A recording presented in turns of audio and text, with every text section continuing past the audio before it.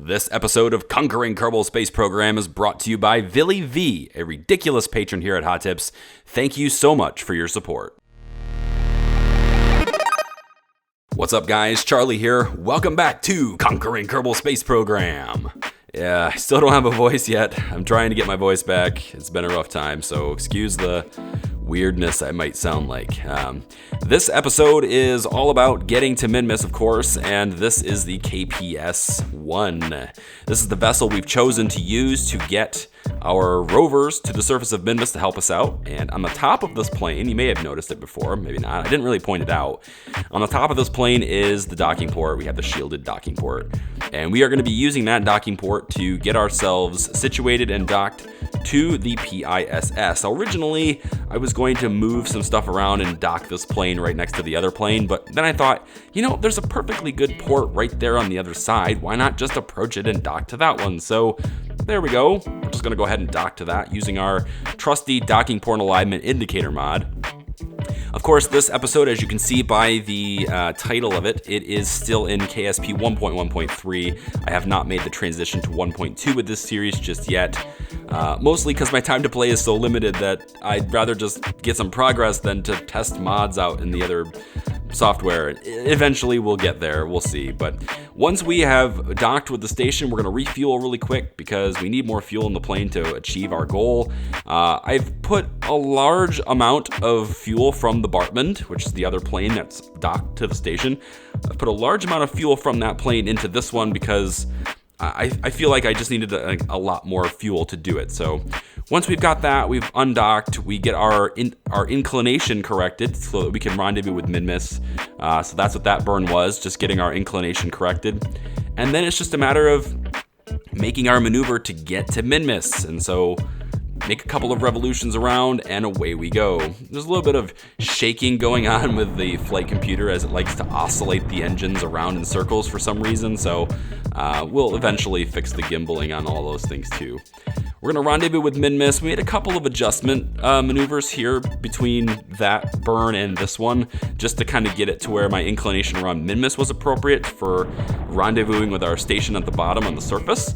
And then once we're over top of the point at which I want to be, I'm going to go ahead and burn the engines one more time and get ourselves falling down towards it. Now, I actually didn't aim for the proper vessel. Where I want to be with this plane is I want to be right where the Pioneer module is. I don't want to have to drive two rovers independently to the destination to get them to the first Pioneer module. I think that's a little more difficult to do. It's just a little more cumbersome.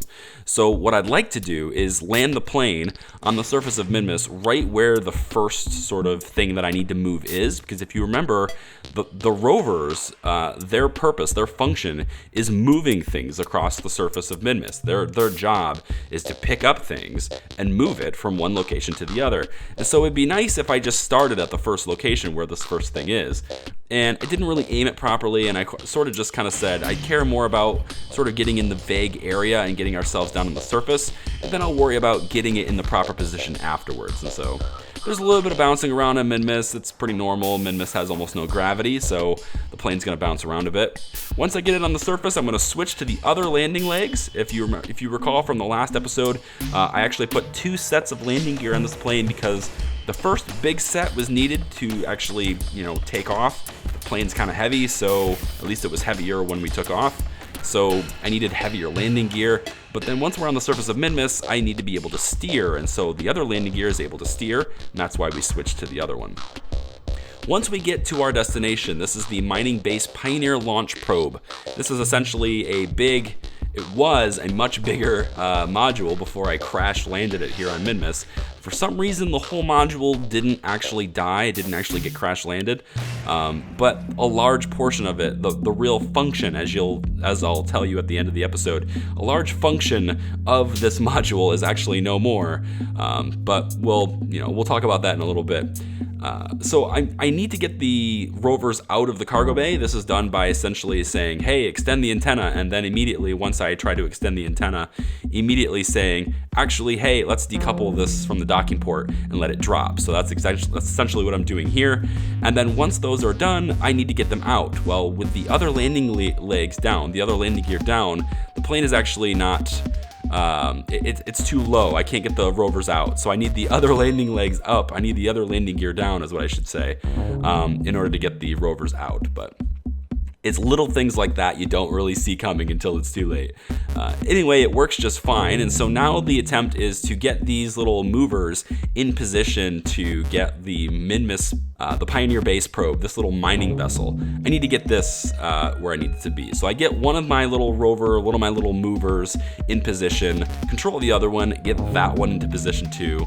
And the first plan is to get it toward the side claws. Essentially, I want to make the base of this thing as wide as possible to prevent any sort of tipping from happening. So I'm going to try and grab this thing from the sides, and that's sort of the objective. I'm going to take care of the plane a little bit too, try to get that out of the way eventually as well. But obviously this is a little bit of a difficult thing to do, backing it up going forward. But I've got RCS thrusters on this thing, and RCS thrusters are really useful, especially on Minmus, because I can actually push this thing around with the thrusters, and so I can sort of slide it into position once it's on the side, which is really handy. Unfortunately, it's not really handy enough because, you see, without the landing legs on this thing, when it crashed, it essentially lost the bottom half of this module, and it has no landing legs now. The original intent was to have the landing legs down, use these claws to grab it, lift the landing legs up, and that would create separation from the ground so that I could move it around wherever I wanted. But since there are no landing legs now,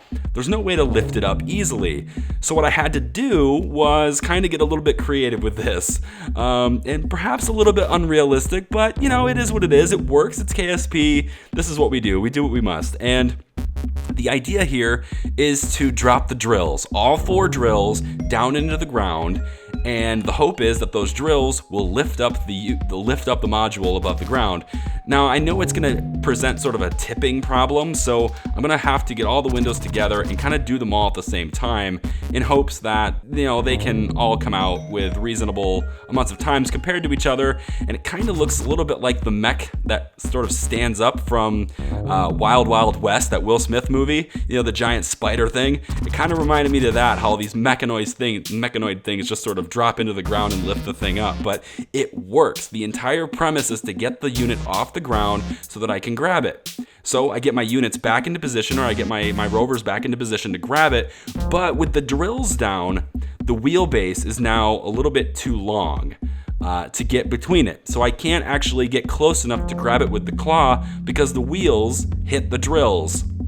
So there's only one solution left at this point, and this is why we have these vehicles as diversified as they are, as sort of compatible with flexible is the word I'm looking for. It's been a long day for talking for me as well.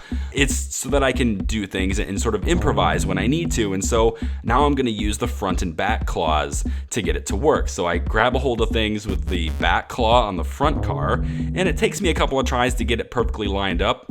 Remember, I'm trying to grab this with the idea that I'm going to be having to match it up to a car in the back as well. So both the front rover and the back rover have to be at least as close as possible completely aligned, so that when they're both traveling down the surface of Minmus, we're not getting a whole lot of pull from one way or the other.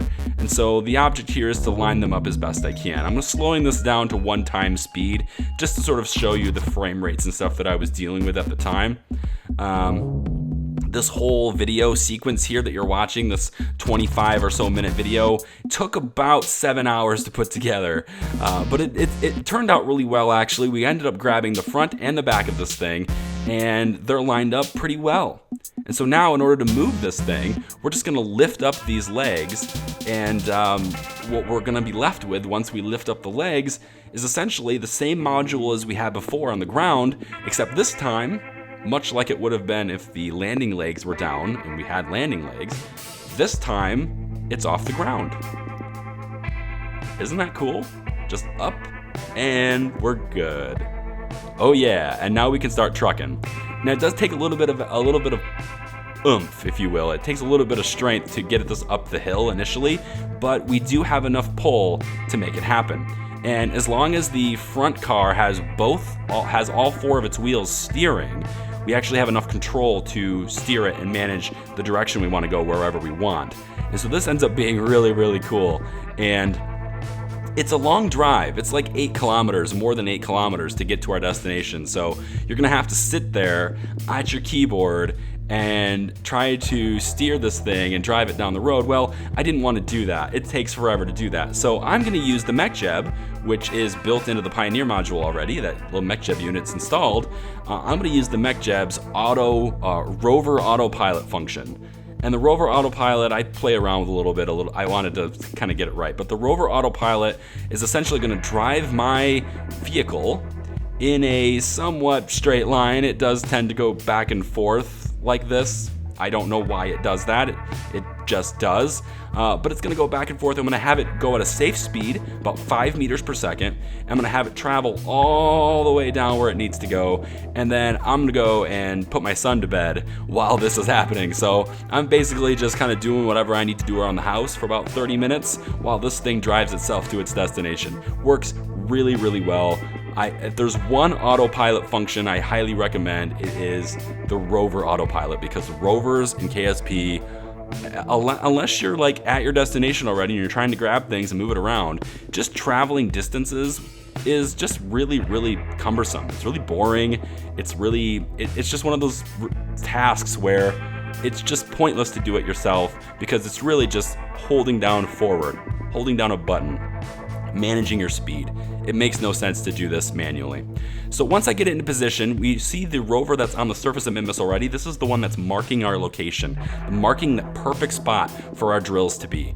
And so I'm gonna move this out of the way just a little bit and allow the Pioneer module to sort of get into position there. I'm gonna have to kind of shimmy my rovers. They don't really wanna move very well, especially since I've kind of parked on a hill.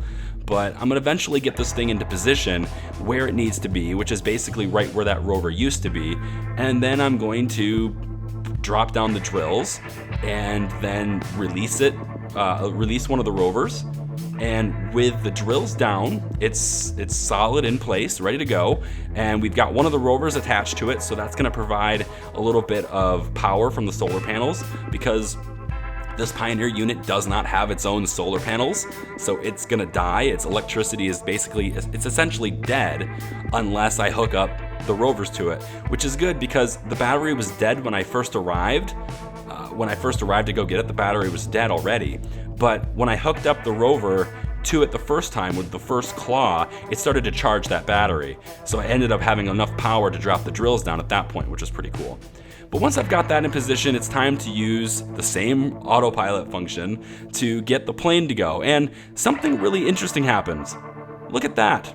Now, I don't know if you played KSP enough, but rocks on the surface of Minmus and the moon, they were always for looks. They're always cosmetic, right? They didn't really have anything. You could just walk right through them, drive right through them. It was never a problem. But my wheel on the plane hits that rock, and it busts my solar panel, and that's about all it did. Thankfully, that's all that happens. My solar panel breaks. The plane kind of has this look about it like it's gonna break something else, but it doesn't quite have enough force to break anything else. Thankfully, there's still one survived solar panel on it, and so I can, move it around without fear of that battery dying. But the rocks on Minmus, I think it's the texture repack that I have, the rocks on Minmus actually have hitboxes. Like, you can actually hit them. So I did not know that. Also, I can hit the actual module itself. I run into it because I wasn't able to stop in time. Sort of overestimated the strength of my brakes on Minmus a little bit, so I did end up running into it. So with the plane in place, the plane has been brought back. All I'm gonna do now, it's starting to get dark, it's about to be nighttime. I'm confident that I don't really have enough sunlight left in this day to get the other module brought over here where I need it to be. So what I've decided to do now is to make sure that the plane doesn't run out of battery power, because the plane has life support supplies for Jack, who's our pilot on this plane. So I need to make sure that that plane has enough battery power to last the night. In order to do that, I'm just gonna hook up one of the rovers to the plane, and the rover has a ton of battery power on it. It's got like 12K battery or whatever on it. So that's gonna be fine. So the next morning, once it's daylight again, it's time to go and get the other module. Now the other module is the one, you might remember, it has the 3 Kerbals that we brought to the surface here. It has all of the material kits and the specialized parts that we're going to be using to manufacture stuff on the planet. We sent a whole bunch of material kits to the planet.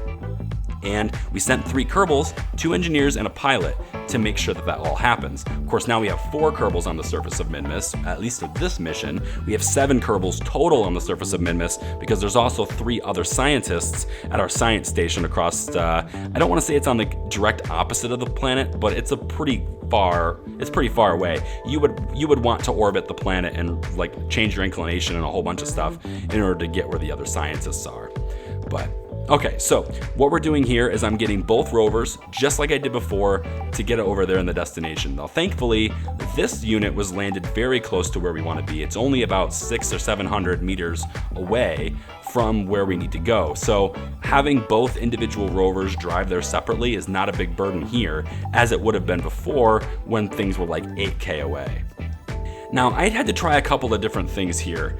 I wasn't really sure how I want to do this, so I sort of played around with a lot of different ideas with this unit. And one of the things I wanted to try and do is I wanted to just see what would happen. Could I drag this, right? If I wanted to drive, let's say 1 meter per second, could I feasibly just drag this thing over to the plane? And the answer was a pretty convincing no. It's just simply too heavy. My wheels do not have enough grip. I don't have enough power to do that. So I thought, well, okay, if I can't drag it, maybe I can get the other rover on the other side, on the underbelly. Maybe the claw will grab that tank, and then I can have that one push it. You know, maybe that's something I can do.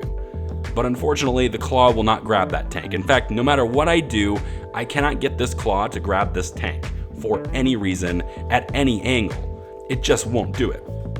Now I'm pretty sure you can grab it. I'm pretty sure you're able to grab it because I've grabbed it with spaceships when it's in planes before, but I'm not able to do it with the rover. I just simply can't do it. So, and even if I was able to do it, I'd have to be so far up in the air at just the right angle that it wouldn't be a useful grab anyway. So then I thought, well, okay, I can't grab the back, but I can grab the front. So maybe what I can do instead is we can grab just the same way we did with the Pioneer module before. Maybe we can get on the side and use the claws on the side to grab the command module here and the life support tanks and stuff. And then using 2 of my rovers together to sort of, you know, as double the pulling power, you know? Using that additional pulling power, maybe we can pull it then. And then I thought, maybe it just weighs too much. So how about we just disassemble the engines? I did not want to break this stuff down. This is worth a lot of material kits. The big tank alone is worth over 13,000 material kits. The engine was like, I forget how much it was. You could probably see it on screen if you want to rewind it. But I'm thinking the engine, if I remember correctly, was like a few thousand material kits all by itself. So there's a substantial amount of resources there that I'm giving up by breaking that stuff down right now when I don't have the capacity to hold more. So with the first rover position, it's time to get the second rover in position. I got the first rover, it's grabbed onto the side claw, and I'm like, yep, this is gonna work.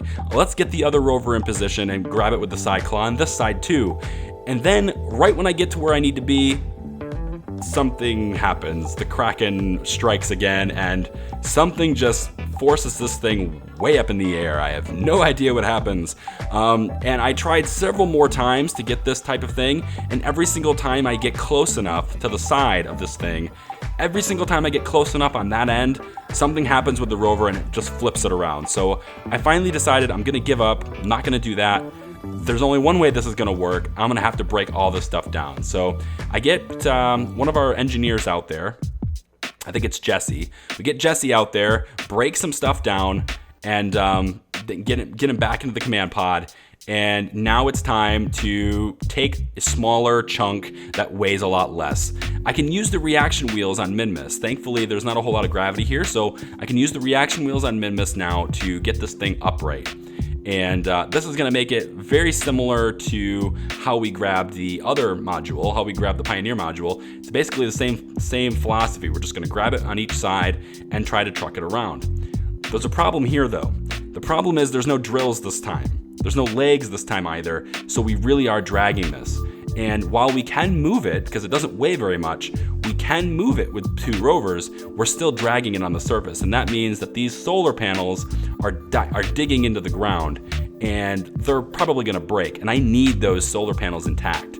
So I need to reposition my rovers a couple of times, but the biggest thing that's bothering this, that's forcing me not to be able to do what I want, are the fact that both of these solar panels are creating additional, basically digging into the ground, additional friction, additional resistance to movement.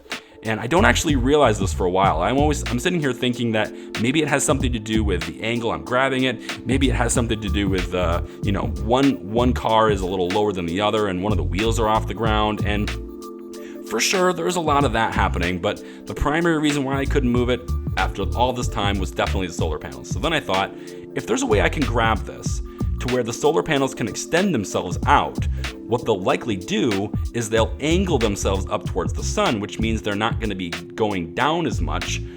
This will give me the clearance I need. And so as I put the solar panels out, you can see it. It provides enough clearance to where I can simply move this thing along the surface very slowly. I think I max out around 3.5 meters per second. Very, very slow. I don't exactly remember like how long it took me to do that, but it was a while. But eventually, we get it to where we need to be. We started slowing down a long time ago because this thing does not slow down very fast at all. And I didn't want a situation like my plane where the wings hit things. I didn't want the solar panels to hit things. So we ended up slowing down. I used some of the RCS thrusters to slow us down completely. And now it's time to get this module in position. I didn't really think ahead exactly where I wanted this module, but I was pretty sure that I wanted it to be between the Pioneer module and the plane because there's CCR2 ports on this thing already. And those CCR2 ports can be used as sort of like a way to connect the vessels to each other, much like we have other things that we've done either on the surface or in orbit before, where we've used the CCR2 ports to provide sort of like this hose, if you will, to connect things together. This is going to allow us to transfer resources. It essentially allows us to connect vehicles together to make the game treat them as if it's all one vessel. And that's kind of what I need to do with those ports. So I get into position, I get the rover to go back and connect to the Pioneer module because it needs electricity, it needs some sort of, it needs power. Plus, that's kind of just the default, like that's where I'm gonna park this rover for a while. Then I'm gonna use the reaction wheels on this thing to kind of tip it and rotate a little bit so that I can extend these solar panels out without messing with the wings. And I think it turned out pretty well. I'm able to move it around pretty easily without breaking anything, which is cool.